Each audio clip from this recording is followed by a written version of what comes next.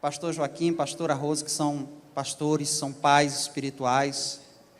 Eu me lembro de uma palavra que eu ouvi logo no começo da minha caminhada cristã, numa pregação do pastor Russell Shedd, já falecido, e ele dizia assim: pastores precisam de pastores.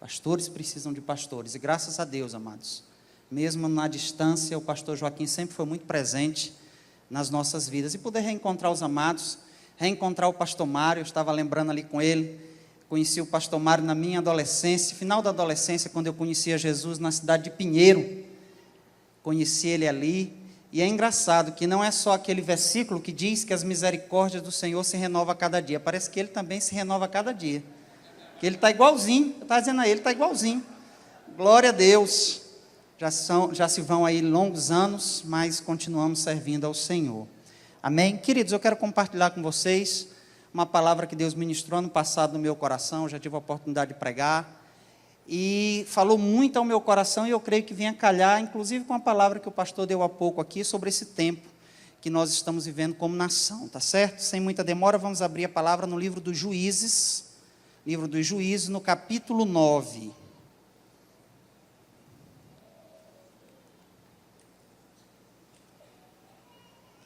Livro dos Juízes, no capítulo 9.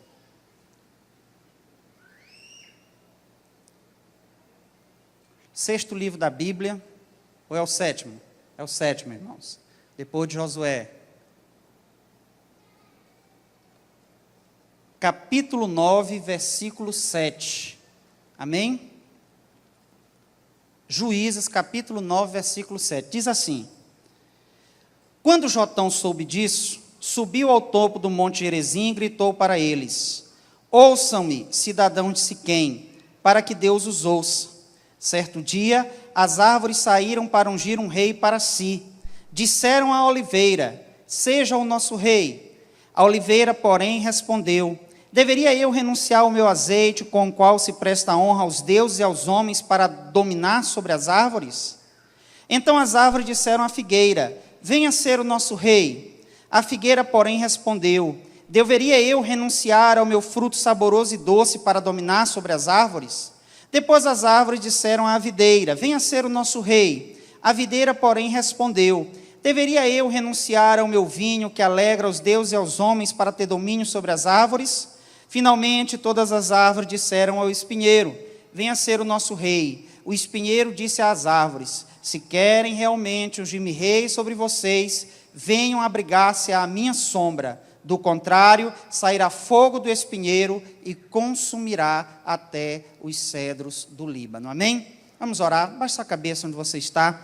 Deus, em nome de Jesus, Pai, nós nos submetemos à Tua palavra e ao Teu Espírito, Pai. Eu não tenho nada de mim mesmo para compartilhar com a Tua igreja nessa noite, mas o Teu Espírito tem.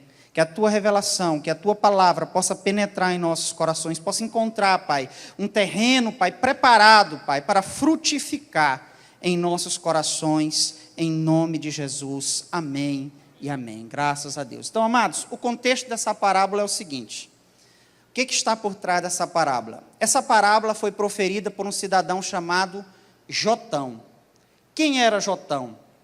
Jotão era filho de um personagem muito conhecido da Bíblia. Ele era filho de Gideão. Todos aqui já ouviram sobre a história da vitória de Gideão com os seus 300 valentes. Depois dessa vitória, triunfante, onde toda Israel reconheceu que a boa mão do Senhor estava com Gideão, ele foi procurado pelo povo de Israel para ser ungido líder, governante da nação de Israel. Porém, Gideão disse o seguinte, isso aí está nos capítulos anteriores, você pode ler depois. Ele disse o seguinte: nem eu, nem meus filhos, nem meus netos governaremos sobre vocês. E assim ele rejeitou o convite para governar sobre Israel. Passado algum tempo, Gideão morre. E Gideão tinha muitos filhos, mais de 70 filhos, só para você ter uma noção. Era um homem fecundo, mais de 70 filhos, imagine. E ele tinha um filho que não habitava com os outros, chamado Abimeleque. E o homem era um homem perverso, era um homem mau. Quando ele soube da morte do pai, o que ele pensou? Ele disse: eu vou matar meus outros irmãos e assim eu vou assumir o trono, eu vou governar sobre Israel. Dito e feito, ele veio, matou seus irmãos, só Jotão escapou dessa matança. E ele estava proferindo essa parábola para dar um alerta para Israel. E também denunciando o alto preço que a omissão de seu pai, quando foi convidado para governar, o alto preço que eles estavam pagando por isso. E que se eles cometessem o erro de colocar Abimeleque no poder, que é o espinheiro aqui representado, eles iam sofrer mais ainda. Qual é, então, a lição que nós podemos tirar dessa parábola? O alto preço da omissão. Geralmente, nós, como cristãos, estamos muito preocupados com aquilo que fazemos. Nós nos policiamos muito na nossa vida para não fazer algo de errado. Mas eu quero dizer uma coisa a vocês. Muitas vezes, aquilo que deixamos de fazer pode gerar um prejuízo até maior do que aquilo que fazemos e não dá certo, ou do que aquilo que fazemos de errado. E é isso que essa parábola fala. Nessa história fictícia, as árvores saíram para procurar uma árvore para reinar sobre elas. Procuraram 3 árvores boas, e as árvores apresentaram desculpas e disseram, nós não vamos.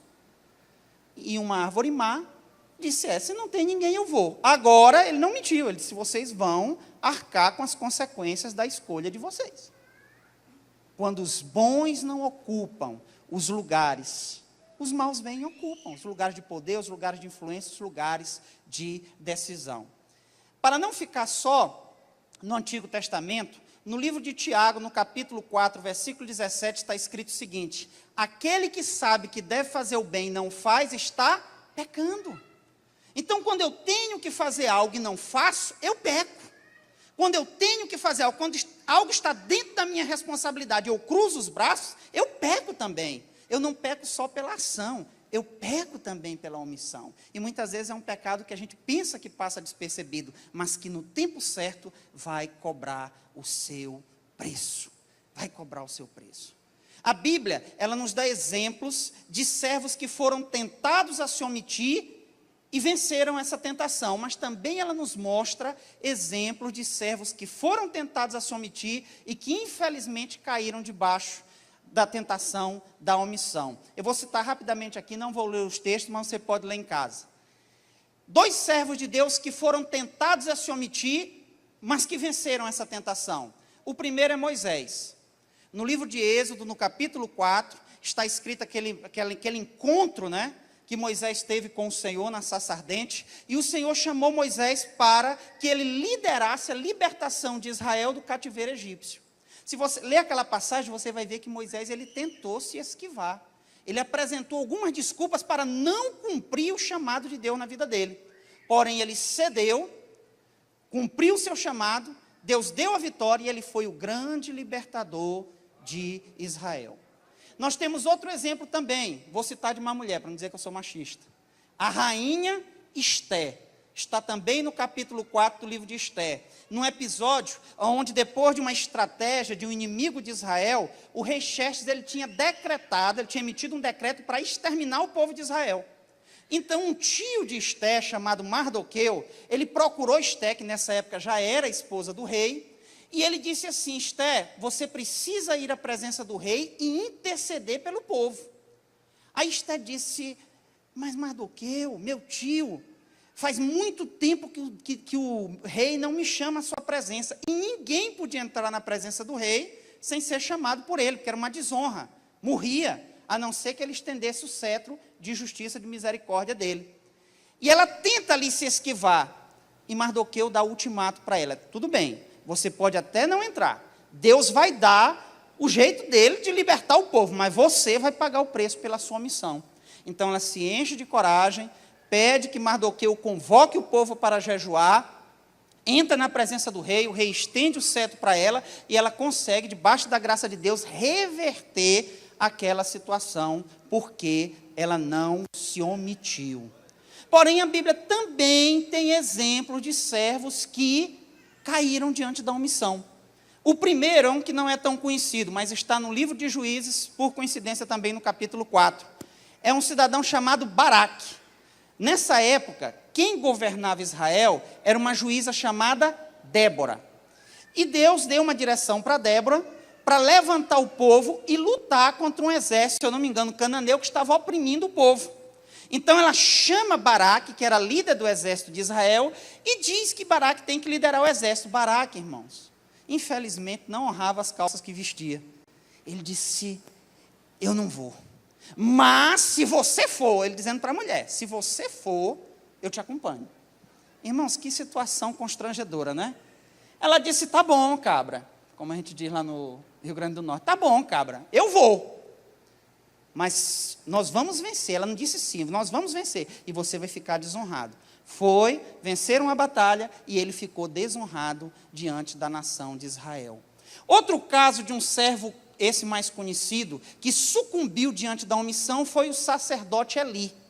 No livro de 2 Samuel, no capítulo 2, está narrado um episódio onde Israel saiu para guerrear e foi derrotada fragorosamente.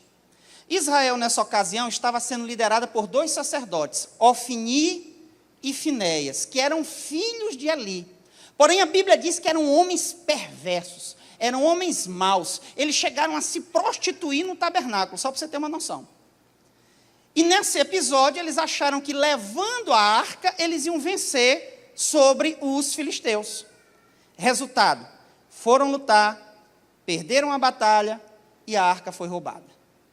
Quando alguém que escapou da batalha volta, Eli está na porta da tenda. E é interessante, porque Eli não pergunta pelos filhos. A única coisa que Eli faz é perguntar pela arca. Onde está a arca? Quando eles dizem que a arca foi roubada, Eli cai, quebra o pescoço e morre. Eli era um homem de Deus, amados. Um homem de Deus, um servo de Deus. Só para você ter uma noção, Eli preparou o grande profeta Samuel. Foi o tutor dele. Porém, Eli foi negligente, Eli foi omisso para com a educação dos seus filhos. Ele não soube pôr ordem na própria casa. Então, você vê que quando nós nos omitimos, nós pagamos um preço. E o pior, não somos só nós que pagamos um preço. As pessoas que estão ao nosso redor também pagam um preço. Eu separei aqui 3 consequências da omissão em 3 contextos diferentes. E eu quero falar sobre isso nesse momento agora. As consequências da omissão nesses 3 contextos. O primeiro é o contexto familiar. O primeiro é o contexto espiritual. Quando nós nos omitimos no contexto espiritual, no primeiro momento nós sofremos, né, de maneira individual, vamos dizer assim. Por quê? Porque nós deixamos de fazer o que tem que ser feito. E isso é um problema que a igreja brasileira como um todo vive hoje. Nós negligenciamos muitas vezes as disciplinas espirituais básicas. E quando eu falo de disciplinas espirituais básicas, eu falo de jejum, eu falo de oração, eu falo da leitura da Bíblia. Nós muitas vezes, irmãos, nos congregamos, somos envolvidos nas atividades da igreja, porém, nós não temos uma vida com Deus. Nós não temos uma vida no altar, e isso custa um preço muito caro. Não orar, não ler a palavra, não buscar ao Senhor, custa um preço muito caro. Custa um preço muito caro. Muitas vezes nós vivemos um cristianismo totalmente superficial. Eu costumo dizer o seguinte, amados, Deus, Ele nos chamou para ser, o fazer é consequência. Às vezes nós estamos tão preocupados com o que estamos fazendo para Deus, que estamos negligenciando o que estamos sendo, o que somos diante de Deus. Deus está preocupado com quem você é diante dEle. O que você vai fazer é consequência, até porque eu tenho aprendido uma coisa no ministério. Quem faz a obra é Deus. Quem faz a obra é Deus. Eu costumo fazer uma comparação com o pai que vai fazer um reparo em casa, um serviço em casa, e chama o menino para ajudar, a criança para ajudar, o filho. Na maioria dos casos, esse filho vai mais atrapalhar do que ajudar. Mas o pai se alegra dele estar aí do lado.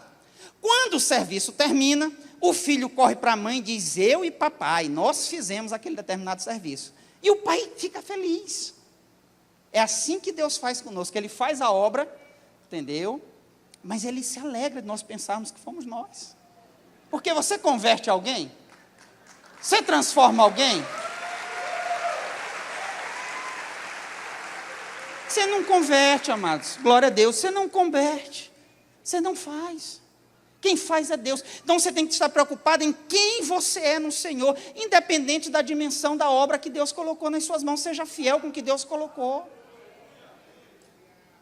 Porque se você se omitir, não é só você que vai pagar o preço, não. Outros vão pagar o preço. Ainda nesse contexto espiritual, eu falei na questão individual, mas na questão coletiva também. Infelizmente, a nossa omissão como igreja tem causado um retardo no avanço da obra de Deus.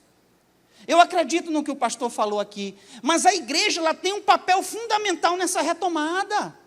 Porque, irmãos, como é que você quer que as trevas brilhem? Como? Se não for pela igreja, vai ser por quem? Me diga. Por quem? Se Deus deu à igreja a sua glória, a sua luz, quem vai fazer? Então, quando nós nos omitimos, é complicado. Sempre eu gosto de fazer um paralelo com a igreja do primeiro século. A igreja do primeiro século, quando você lê o livro de Atos, era uma igreja extremamente dependente do Espírito Santo. O Espírito mandou isso, o Espírito mandou aquilo, o Espírito não me permitiu. Eles viviam dependentes do Espírito Santo, não faziam nada sem a direção do Espírito Santo. E aquela igreja, amados, naquele mundo que era de aproximadamente 300 milhões a 500 milhões de pessoas, aquela igreja sem internet, sem avião, sem transmissão via satélite, sem quase nada, aquela igreja conseguiu alcançar 90% do território civilizado daquela época. Hoje, 2000 anos depois, nós temos mais gente. Naquela época era entre 300 milhões e 500 milhões. Hoje nós temos mais de 7 bilhões. Porém, irmãos, nós temos tecnologia que aquelas pessoas não sonharam.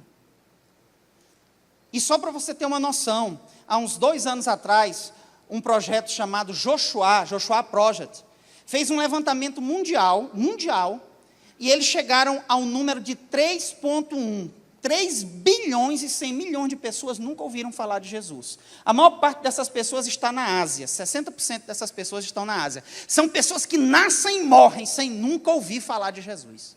Nascem e morrem sem nunca ouvir falar de Jesus. Está faltando alguma coisa. Está faltando alguma coisa. Trazendo agora para nossas questões domésticas, vamos dizer assim, no Brasil. Graças a Deus, ano após ano, o número de evangélicos vem crescendo. Porém, irmãos, nós precisamos fazer mais diferença no meio da nossa nação. Porque proporcional ao crescimento do número de evangélicos, um crescimento também de outras coisas que não tem nada a ver com o evangelho, tem sido proporcional. Isso significa que muitos desses que estão se dizendo evangélicos não estão passando por uma verdadeira transformação. Estão se omitindo de brilhar. Estão se omitindo de representar a Jesus. Porque não pode. Se cresce o número de uma comunidade que cultiva bons hábitos, que cultiva valores morais elevados, a sociedade precisa melhorar e não piorar. É a lógica. É a lógica. É a lógica. No contexto, amados, segundo contexto, no contexto familiar, a omissão ela cobra um preço muito caro no contexto familiar, nós vimos no caso do próprio Eli. A omissão no cumprimento dos papéis na família gera desestruturação familiar. Vocês sabem, Deus ele estabeleceu na palavra o papel do pai, o papel da mãe, o papel do esposo, o papel da esposa, o papel dos filhos. Tudo isso está estabelecido na palavra. Quando nós não cumprimos esse papel, a família se desestrutura, gerando os mais diversos transtornos que vocês podem imaginar. Isso que nós estamos vendo lá fora, quando você abre o noticiário, a raiz disso é a desestruturação no seio da família. Eu trabalhei aqui em São Luís e em Natal também, durante 6 anos acompanhando, dando apoio a centros de recuperação de dependentes químicos. Eu conversei com centenas de dependentes químicos. Eu não encontrei um só que tenha vindo de um lar estruturado. Eu sei que existe, mas eu não encontrei. Quando você ouvia o relato, você via que aquela situação daquele jovem, muitas vezes pessoas maravilhosas, nada mais era do que a consequência da omissão dos pais, e principalmente do pai. Eu costumo dizer que o amor que mais se parece com o amor de Deus é o amor de mãe. E eu tenho como provar, vá lá na fila da visita na penitenciária para ver quem você vai encontrar lá. São as mães, porque os pais A maior parte. Se omite, lava as mãos. E isso custa um preço. Quando você não cumpre o seu papel, você está trazendo sobre a sua família consequências terríveis que vão repercutir na vida dos filhos, na vida dos netos, em gerações, irmãos. Em gerações. E nós não podemos aceitar isso. A desestruturação familiar, ela atinge todas as áreas da sociedade. Às vezes as pessoas estão procurando resolver os problemas sociais, aparando a ponta dos galhos. O problema é a raiz. Se nós não investirmos na família, e graças a Deus essa igreja tem feito isso. Nós temos no Rio Grande do Norte também trabalhado com a UDF, nós temos aqui o pastor Fernando que trabalha com a UDF. Se a igreja não investir na família, a gente vai ficar apagando fogo a vida toda, porque o problema está na raiz. Se o homem não resgatar a hombridade bíblica, a mulher a feminilidade bíblica, entenderem o que é ser pai, o que é ser mãe, o que é cumprir o seu papel, nós vamos estar perdendo os nossos filhos dentro de casa. Dentro de casa. Nós não podemos nos omitir, nós não podemos cruzar o braço, nós não podemos somente orar, porque é oração, falar e agir. Falar e agir. Nós precisamos fazer isso, amados. E por fim, o contexto social. Como eu disse, o contexto social ele sofre da desestruturação familiar. Mas aqui eu trago para nosso contexto como igreja, irmão. Será que nós temos feito a diferença no meio da sociedade onde nós vivemos? Será? Será que nós temos nos encaixado ao padrão do mundo e deixado de brilhar Jesus? E deixado de resplandecer Jesus? Eu lembro aqui, amados, de um texto que está no livro de Mateus, no capítulo 5, versículo 16. Eu gosto muito desse texto, que diz assim: assim brilhe a vossa luz diante dos homens, para que vejam as vossas boas obras e glorifiquem o vosso Pai que está nos céus. A aleluia que você dá aqui dentro do templo, Deus aceita, e Deus se alegra. Mas você sabe qual é a aleluia que Deus quer ouvir? É do ímpio que trabalha com você. É daquele que não conhece a Ele, que trabalha com você, e que diz assim: graças a Deus, porque esse crente está aqui. Porque Jesus está ali. Você é um representante de Jesus aonde você está. É muito bom nós estarmos nesse ambiente, amados. É muito bom nós estarmos aqui. Mas eu vou te dizer uma coisa: o evangelho você vive lá fora. É lá fora que você vive o evangelho. É lá fora que Deus te chamou para entrar nos piores lugares possíveis. E para mostrar que existe uma esperança. Se você for igual, qual diferença há? Como você vai falar de Jesus? A tua maior pregação não é o que sai da tua boca. A tua maior pregação é o teu testemunho. As pessoas elas te observam. As pessoas elas te olham. Elas te olham. Você pode até não perceber, mas aonde você está, as pessoas te olham. E elas esperam sim de você. Às vezes você está dizendo assim: eu estou aqui, ninguém nem sabe. Sabe, irmãos. E eu quero te dizer uma coisa, ainda que ninguém te olhe, Deus e o diabo estão olhando você. Entendeu? Deus e o diabo estão olhando você. Você precisa testemunhar. Não tenha vergonha de testemunhar. Não tenha vergonha de ser um crente. Aonde você estiver, podem te chamar de quadrado, de retangular, do que quiserem. Não tenha vergonha. Não se omita de dar um bom testemunho. Ainda que você pague o preço por isso, porque a gente não quer mais sofrer. A gente não quer mais ser perseguido. Muitas vezes a nossa perseguição, quando a gente fala em perseguição, a gente pensa só na perseguição severa que os crentes do Oriente Médio sofrem. Não, irmãos. A Bíblia diz que aquele que quer ter uma vida piedosa, ele vai sofrer. Experimenta. Eu sei que tem muitos aqui que já passaram por situações complicadas porque testemunharam de Jesus. Mas Jesus está com você. Não retroceda. Não se omita. Não se envergonhe. Não se envergonhe porque Jesus ele foi para aquela cruz para te dar uma nova vida. Você tem o que falar. Você tem o que apresentar. Glória a Deus. Saiba de uma coisa. Deus te deu dons e talentos para você fazer a diferença onde você está. Eu não acredito em coincidência, não acredito em coincidência. Deus capacitou todo mundo, não tem ninguém nesse auditório convertido a Cristo que não tenha recebido de Deus dons e talentos para servir. Não tem. Deus te deu. Não esconda o talento que Deus te deu. Não se omita, porque tem pessoas que precisam que você manifeste os talentos, que você manifeste as habilidades que Deus te deu. Tem pessoas que precisam. O mundo precisa, irmãos. Esse mundo que está aí fora ainda persevera porque a igreja está nele, porque o sal está nele. Se tirar a igreja, acabou. Acabou. E nós precisamos sim brilhar lá fora. E como romper com a omissão? Nós já vimos os exemplos bíblicos, nós já vimos as consequências no contexto da família, no contexto espiritual e no contexto social. E como vencer então a omissão? Como romper com a omissão? Primeiro, dispondo-se a sair da zona de conforto. A zona de conforto de bonito só tem um nome, porque o nome deveria ser zona da mediocridade. Tá bom, tá ótimo. Quando começa o ano, ainda está no comecinho do ano, a gente começa a fazer um monte de plano, né? Só que a gente não muda as ações. Como é que você vai ter resultados diferentes com as mesmas ações? Saia da zona de conforto. Até Moisés quase cai nisso. Moisés diante do Mar Vermelho, Faraó atrás, o Mar Vermelho na frente. Moisés, eu vou orar. Aí Deus disse, já passou essa hora, Moisés. Agora marcha, haja. Se o pastor Joaquim ficar só orando, nada ia acontecer aqui, irmãos. E não foi fácil o que aconteceu aqui. Tudo que tem acontecido aqui não é fácil. Nós precisamos estar dispostos a pagar o preço. Então saia, se disponha. Entenda uma coisa, a recompensa na vida ela é proporcional ao sacrifício. Não existe honra sem sacrifício. Não existe. Não existe vitória fácil, não existe, amados. Isso aqui não é pregação de autoajuda, não. É a realidade. É a realidade. Se você vê as pessoas que realmente venceram na vida, foram as pessoas que pagaram um preço mais alto.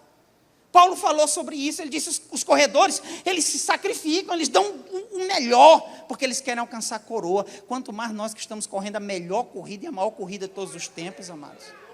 Pague o preço. Estude, se capacite. Empreenda. Com certeza Deus ele vai te abençoar. Deus é contigo, você é um servo, uma serva de Deus. Você é filho de Deus, você já tem o maior título do universo você já tem, você é filho de Deus. A mão de Deus está sobre você. Como romper com a omissão? Enfrentando cada desafio com fé em Deus. Entenda uma coisa, nós não podemos ser governados por circunstâncias. Muitas vezes a gente acaba desenvolvendo essa percepção errada de que quando há um problema é porque Deus não está no negócio. Não, irmãos. Se você fosse olhar por essa perspectiva, se os apóstolos fossem orar por essa perspectiva, eles tinham abandonado o ministério, porque foi só problema. Nós temos que ter a direção de Deus. Vem a dificuldade, você passa pela dificuldade. Entenda isso. Deus, ele chama. E o Deus que chama, ele supre. O Deus que supre, ele capacita. Ah, mas eu não sei. Você não sabe mesmo, não. Deus vai te capacitar. Deus vai te capacitar. Na obra, irmãos, não é fácil. Pastorear não é fácil. Não é fácil. Nós vemos aí os dilemas que tantos e tantos líderes passam, porque não é uma obra fácil. Nenhum homem tem capacidade de pastorear, eu garanto isso a você. Eu tenho certeza que o pastor Joaquim pensa do mesmo jeito. É Deus quem nos capacita. É Deus quem nos capacita. Então Deus que chama, ele capacita. Creia, se Deus mandou você fazer, faça, não discuta. Ah, mas eu não entendo, a maior parte das coisas que Deus manda a gente fazer, a gente não entende, é incrível. E quando a gente ora pedindo algo, a gente sempre pensa, vai ser desse jeito, ele faz de outro jeito. Nunca faz, pelo menos comigo, ele nunca fez do jeito que eu pensei. Aí eu desisti, agora eu só peço. Aí eu não imagino, eu ficava imaginando, vai ser assim, assim, assim. Nunca, Deus ele surpreende. Ele surpreende, eu não peço, eu só peço e espero. E creio, e não desisto. Então não desista, creia, tenha fé. Ter fé é quando as coisas estão boas, quando a conta está no azul, quando tudo está em de vento e popa, é fácil, difícil é ter fé quando o barco está no meio da tempestade. Agora eu quero te dizer uma coisa, Jesus nunca disse que ele não ia deixar seu barco passar pela tempestade. O que ele disse é que ele estaria dentro do barco com você. Foi isso. Foi isso. Então creia. Creia. Creia. Simplesmente creia.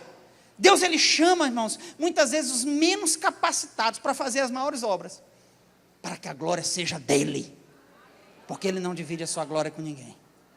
Ele não divide a sua glória com ninguém. E por fim, já encerrando, como romper com a omissão? Sendo resilientes, eu gosto muito dessa palavra, perseverantes. Resiliente é o que não se dobra, é o que não se curva diante das dificuldades. Eu lembro de uma palavra que eu ouvi numa pregação do pastor Hernandes Dias Lopes, e eu gravei, eu pincei essa palavra e gravei. Nós temos muita iniciativa e pouca acabativa.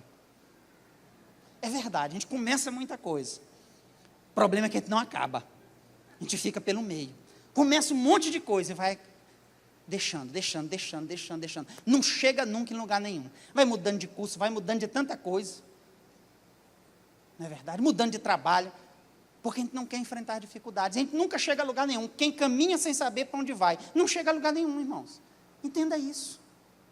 Então nós precisamos ser resilientes, ser duros, não sucumbir diante das dificuldades. A vida cristã, amados, ela é uma maratona de 42 quilômetros, ela não é uma corrida de 100 metros, entenda isso, ela é uma maratona de 42 quilômetros. Aqui eu me reporto a São Silvestre. Eu gosto de assistir a São Silvestre, você observa na saída da prova, os quenianos, né? E os brasileiros saem naquele desespero tão grande, irmãos. Não é? Com 5 quilômetros estão tudo morto. Na beirada com garrafa d'água, passando mal. Os mais resistentes chegam a 10, 15. E os quenianos? Quando chega na reta final, já tem só queniano. Né? Aí é que ele dá o último gás para ganhar a prova. Para ganhar a prova. Paulo falou disso de maneira muito clara. A caminhada cristã não é fácil. Existe um livro, o segundo livro mais lido do mundo, depois da Bíblia, é O Peregrino, de um avivalista chamado João Bunyan. Tem até um filme, você pode assistir esse filme. E é interessante, é a odisseia de cristão, no caminho da cidade celestial. Irmãos, é a vida do crente. Você mata um leão, já tem 2 com a boca aberta te esperando. É assim. É assim. Mas, irmãos, a Bíblia diz, muitas são as tribulações do justo. E tem gente que fica só nisso, não dê glória ainda. Calma. Tem gente que fica só nisso. Aí tem uma vírgula. Mas de todas o Senhor livra. De todas. Todas. Jesus não disse que a caminhada seria fácil. Jesus disse que estaria conosco. Eis que estarei convosco todos os dias, até a consumação do século. Lembre disso, antes de desistir. A gente só deve desistir de pecar. De pecar você tem que desistir. Mas não desista do que Deus mandou você fazer. Não desista. O mais importante é como você vai terminar a carreira. Eu vejo muitos jovens aqui, glória a Deus por isso. Vocês são a esperança dessa nação. Dessa nação. Perseverem, porque a caminhada cristã não é fácil. Tem dias que a gente pensa em chutar o pau da barraca, em desistir de tudo. Tem dia que parece que nada mais faz sentido. Mas é só crer. É só crer que o Deus que nos chamou, Ele está conosco. O importante é como você vai acabar essa caminhada. Muitos ficam pelo caminho. Muitos começam bem, irmãos. Começam tão bem, às vezes no ministério começam tão bem, Deus abençoa, prospera, cresce, mas depois se esquecem do Senhor. E caem, vigia, não se omita, vista a armadura que o Senhor te deu, e todos os dias entrega a tua vida na mão dEle, esperando o dia do teu encontro com Ele. Não é fácil, mas vale a pena. Eu costumo dizer uma coisa, a vida cristã ela vai nos cobrar tudo. A vida cristã custa tudo, irmãos. Tudo. O apóstolo Paulo ele falou disso, custa tudo. Mas eu quero te dizer uma coisa, ela vale tudo. Ela vale tudo, ela vale todo o sacrifício que você fizer, toda perda que você tiver, tudo que você passar vai valer a pena. Não é jargão não, é a verdade, vai valer a pena. Então não desista, amém? Vamos orar, fique de pé. Feche seus olhos. E nessa noite você vai tomar uma decisão com você e Deus, não é comigo, mas com você e Deus, de romper com a omissão. Se tem coisas na sua vida que precisam ser feitas, faça. Faça, tome a decisão, chame a responsabilidade para si. Não fique apontando para os outros, não fique culpando os outros. Ah, foi por causa de fulano, foi por causa de Beltrano. Não, chame para você a responsabilidade. Que Deus é contigo. Vamos orar. Deus querido, em nome de Jesus, Pai. Tu és fiel, Pai. Tu és santo, Pai. Tu és aquele, Pai, que cuida de nós. Tu és aquele, Pai, que nos dá graça, que nos fortalece, que preenche o nosso coração. Nos ajuda nessa noite. Eu te apresento o teu povo. O Senhor sabe, Pai, quantas coisas precisam ser feitas, Pai. Quantas atitudes precisam ser tomadas, Pai. Fala ao coração do teu povo, dos pais, das mães, dos filhos que estão aqui, dos servos teus, que muitas vezes estão pensando em desistir. Fala ao coração do teu povo nessa noite, Senhor. E renova a nossa fé, renova as nossas forças, renova a tua graça sobre as nossas vidas, porque nós precisamos de ti, Jesus. Nós não vamos conseguir sem o Senhor, Pai. Que nós não venhamos nos omitir diante dos desafios da vida, mas que nós possamos enfrentar a cada um, confiando que o Senhor é conosco, confiando que a tua boa mão é conosco, confiando que a tua graça e misericórdia estão sobre nós. Visita cada um nesta noite, nesse lugar, e nos ajuda, Senhor. A tua palavra vem para ministrar o nosso coração e para nos alertar, e para nos chamar à decisão. Nos ajuda a tomarmos as decisões que são necessárias, Pai, que precisam ser tomadas, Pai. Em nome de Jesus, eu te agradeço, Pai, pela tua palavra e pelo teu cuidado, pois tu és bom o tempo todo, Senhor. O tempo todo tu és bom. Em nome de Jesus. Dê uma forte salva de palmas para Jesus. Amém. Deus abençoe os amados, em nome de Jesus. Glória a Deus.